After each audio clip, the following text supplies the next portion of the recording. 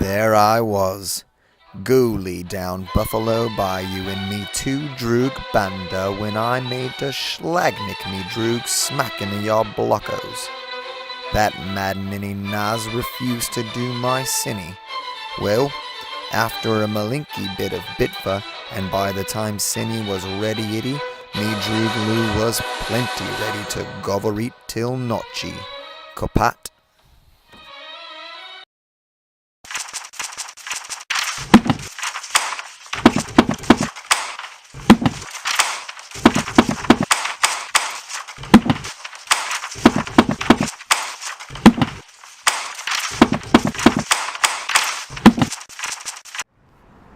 We're here on the mean streets of Houston along the dangerous Buffalo Bayou corridor to talk about a mean book, A Clockwork Orange. My guest here with me today is Louis Berrigan. Lou works. Lou Berrigan. And we're going to talk about a book, right? Yeah, talking about A Clockwork Orange. It's one of my favorites. All right. Well, let's get into it. So I, growing up, remember always seeing like posters of the dude with the eye and the makeup. But I didn't see the movie until I was like 22, honestly. Really? It was a long time. Wow. I feel like some people say like this destroyed their childhood. I was going to say, I watched it when I was probably way too young, if I'm being honest with myself. When did you watch it? Probably in middle school. Okay. I probably watched it in like 7th grade. This is not a movie for kids. As an adult, I was uncomfortable. It is rated X. Is it really? It was rated X when it first came out. Yeah. Stanley Kubrick took 30 seconds of footage out to make it rated R. He replaced like 30 seconds of sex scenes with more violence instead, and that made it rated R. Yeah. It's been banned. That's great that more violence. It was the solution. In the United States, just put more violence in it. You can bring that rating down. Yeah. Good Lord. But that was like back in the 70s, and then it was banned for a little while. Now, it probably should be banned. Right. It's very hardcore, and like I said, not for a squeamish person. Now the book, also very hardcore. Apparently, the book is even more hardcore. The book is honestly, I mean, obviously, whenever you have the visuals attached to it, like the film, it makes it all a lot more realistic. But the book, so in the film, they don't state Alex's age outright. Yeah. But he's assumed to be closer to like 17 or 18. Yeah. In the book, he's 15. Yeah. Is his name Alex in the book? His name is Alex in the book. In the film, they give him the name Alex de Large. Because in the book, he calls himself Alex the Large. Yeah. He's living in a society. It doesn't really say specifically where, but it's a dystopian future where it's really totalitarian. Well, I even heard in an interview with the author, Burgess, is that it might not necessarily be in the future. He said that it might be a timeline that's just a scant from ours. True. He was saying he's not saying whether it is or isn't. Yeah, I don't think they ever mentioned a specific like year or anything like that. It's just supposed to be in a place society that we don't. Society's broken down a little bit. It's very has a very rigid structure, but also outside of that structure is very anarchic and like violent. Yeah. Pretty much the government is totalitarian. Yeah. Which has led. I mean, there's a lot of like crime and corruption even with the police. So this kid Alex, he's got these friends that are in his gang. Yeah, they're in a gang, and they basically, I mean, their hobbies are literally just violence. They like violence and robbing, stealing, doing drugs. They drink, milk that's laced with drugs, and it's basically about Alex's journey from being a youth on the streets to being a youth in prison eventually. Yeah. So basically, once in prison, he continues his violent streak. He continues to be a horrible person. He pretends to kind of accept Jesus, but really he's like enjoying the parts of the Bible where it's super violent. What's up, dude? And he likes the Old Testament because of all the drugs, or not drugs, but all the sex and violence that's in the Old Testament. Yeah. That's all he. That's the chaplain thinks that he's like trying to grow, but it's really just him enjoying the only violence that he can get in prison. And so he gets accepted into this program to reform the youth. Mm-hmm. But reformation in this dystopian society, and I think this is the point that the author's trying to make, is not a natural process. They're not trying to help people change their mental state. It's through drugs to change their psyche. Yeah. And in the movie, it's drugs with a mix of like visual brainwashing. I don't know if that's how they in go. the book too. There's because I can't then remember. it's basically they give him a cocktail that is going to make him sick with any violence that he sees. It's the it's like the Pavlovian sort of treatment, right? Except instead of a bell dinging to make him hungry, it's anytime he feels the urge for like violence or even sexual desire, he feels physically ill. Yeah, and he even, the question is really just kind of about like good versus evil and about free will. I mean, the entire question throughout the film and the book is about whether or not he's actually changed as a person. Yeah. I mean, if this wasn't happening to him, would he still want to do what he's doing? Right. And so that's the entire question. And is it wrong or right? Right. That they are taking that choice out of his hands. Exactly.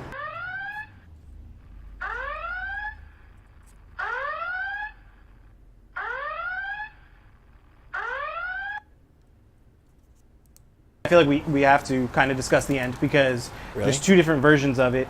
There's two different editions of the book, and Stanley Kubrick only read one. So that's why his film version is based on the American one. But Stanley Kubrick also is known for sort of taking books and making them his own. Right. And the movie is great in its own right. Like even the things that are different from the book. Stanley Kubrick's The Shining is great. Stephen King doesn't like it. You know what I mean? Right. Because it's not exactly his book, but it's a great movie in its own way. Yeah.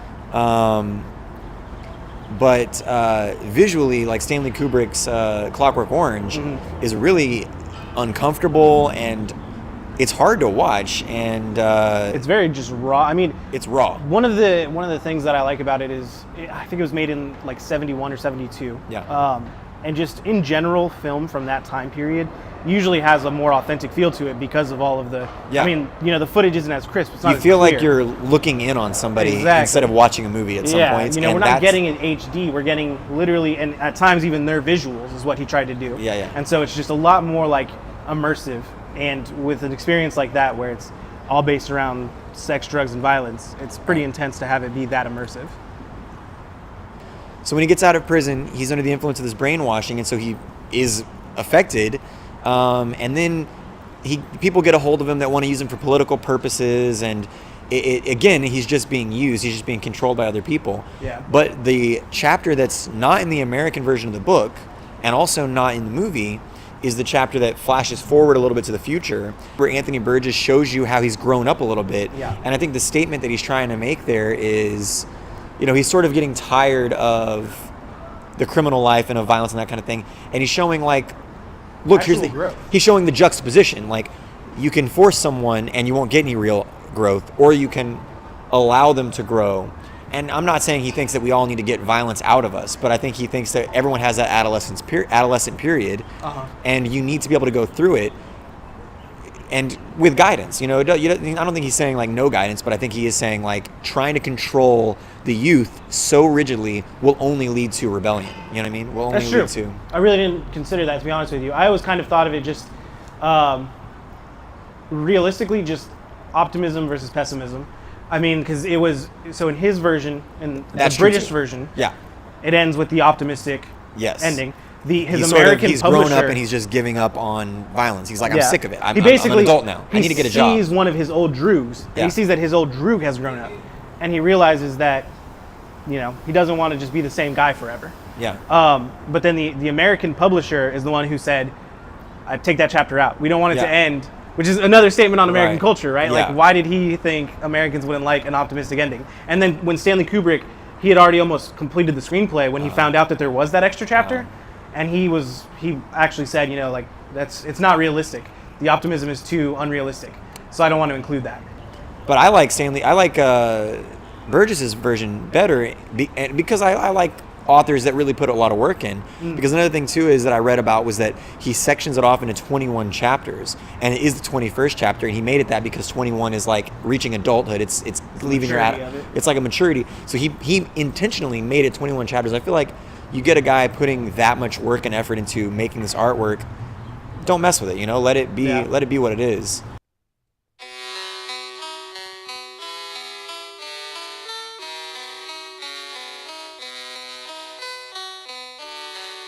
Like I said, I didn't see the movie until I was in my 20s, and then I didn't read the book until a little bit after that. But you said you saw it in middle school. So how did you get introduced to this, and how did you come to like because you said you read it 3 times or something? Yeah, I think I probably read it 3 times. How did you come to like it so much? So there's actually a few different parts of it that are kind of interesting. The way that I found out probably about the movie originally was this punk band that I like called The Addicts. They are Don't let your kids listen to punk. Right? They are an English punk band, and the lead singer dresses up kind of in clown makeup, basically, and then all the bandmates dress as droogs.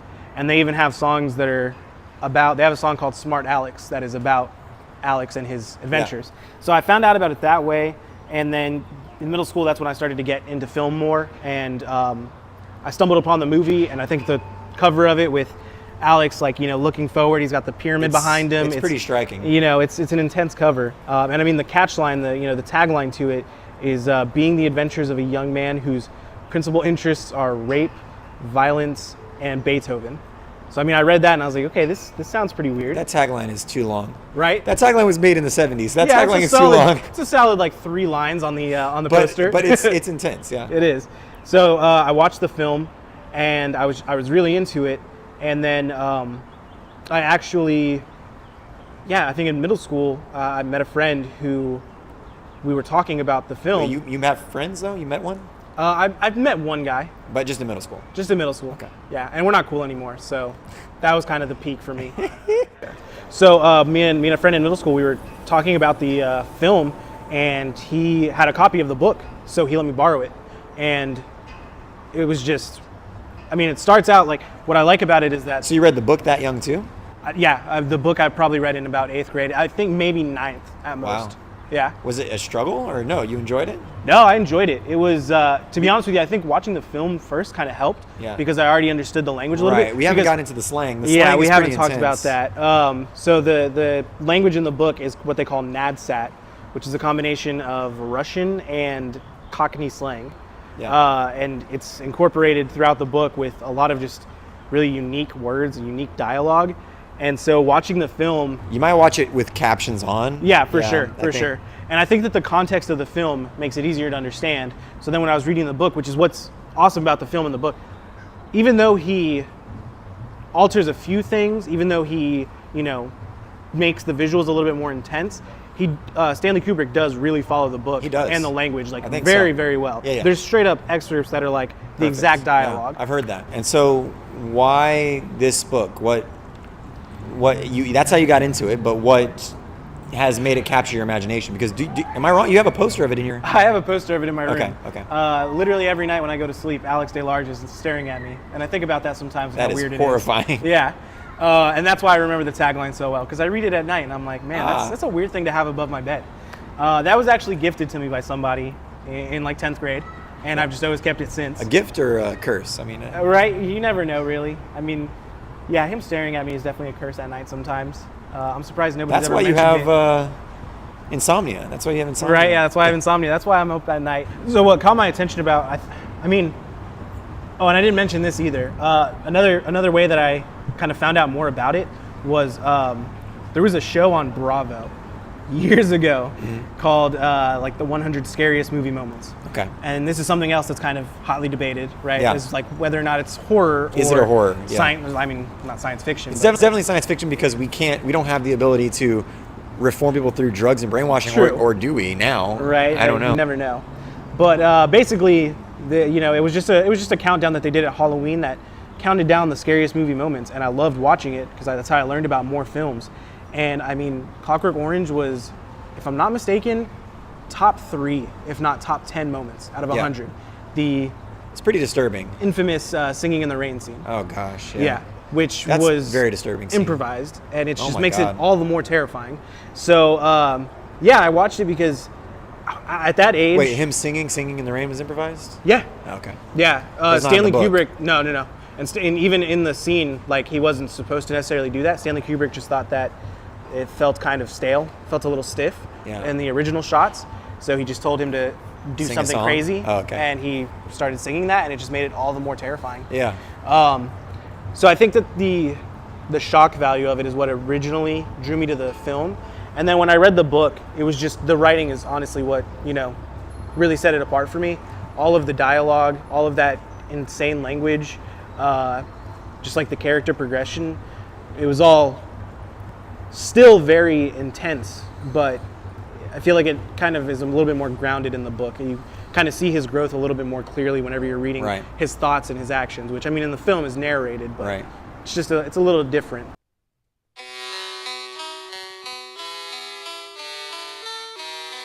One thing I was curious about, I mean, I think since you're a fan of the movie, and the book, you're gonna say yes.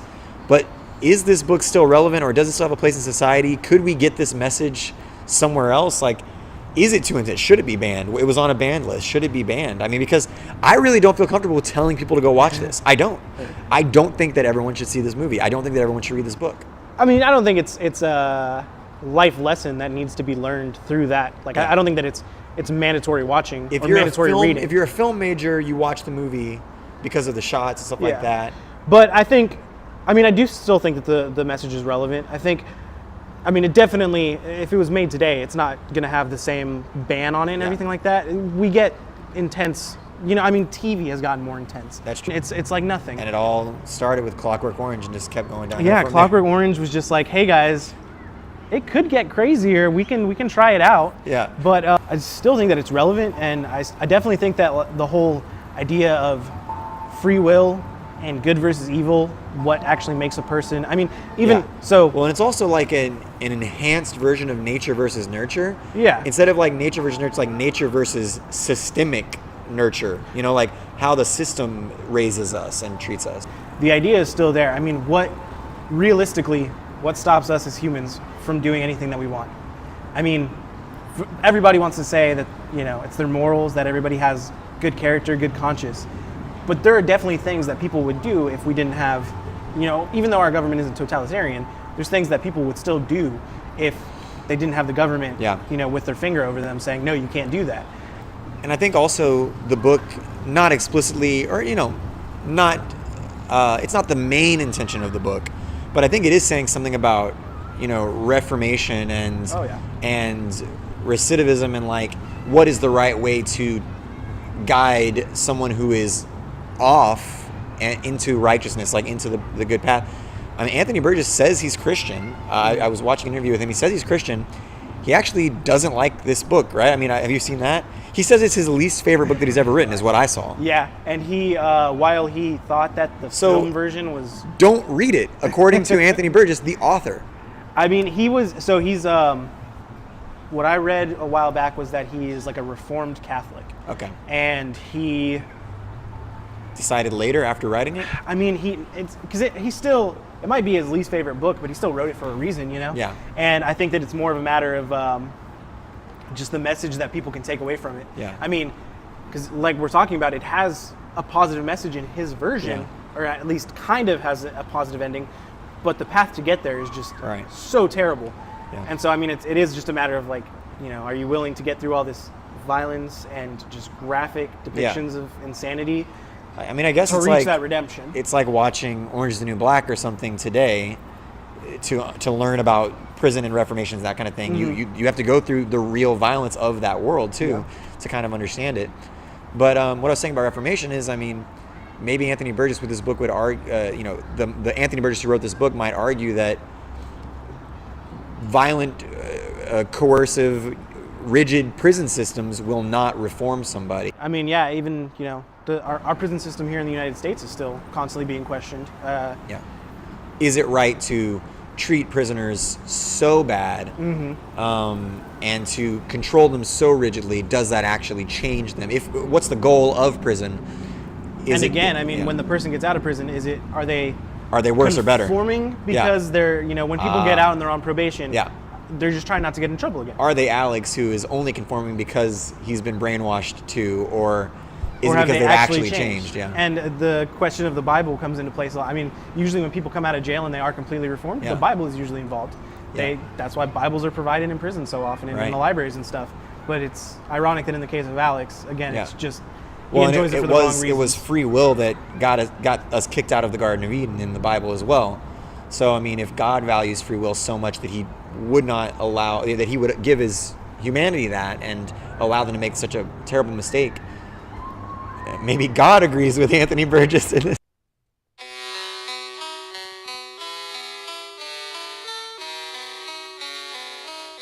All right. Thanks for talking to me, Lou, about one of your favorite books. Is it your favorite? Is it one of your favorites? It's up there. Probably not my favorite, but it's definitely in the top. I'm gonna ask you a question that I've asked a few people before. Have we done our best? Do you think we did our best here today? I actually do. I think we did our best. Discussing it? As good as two people under a bridge can do. Yeah. I mean, I feel like for a candid, open conversation, yeah, this went very straightforward. Yeah. If we actually planned this out and had top talking points, I feel like we could talk about this for hours. Which, I mean, realistically is we can talk about anything. So we didn't do our best, but we did. No. I think we did the best for a candid interview. I think that if we, but I think there's still just a lot more to talk about. And I didn't pay you to say that. No. You've never paid me before. I was asking for charcuterie just to do this, and I didn't get that, so, But, no, I mean, I honestly think that in any of your videos, I mean, we talk about the stupidest stuff for hours at a time. So I feel like if we actually had a plan through it, we could talk about this book for a week. So more rigid structure, a system in place, and we could really do a great job. Without those rules and those regulations, this was chaos. It's just chaos down here. Yeah. We got birds drinking bath water. I wouldn't call that bath water, but yeah. That's what I bathe in.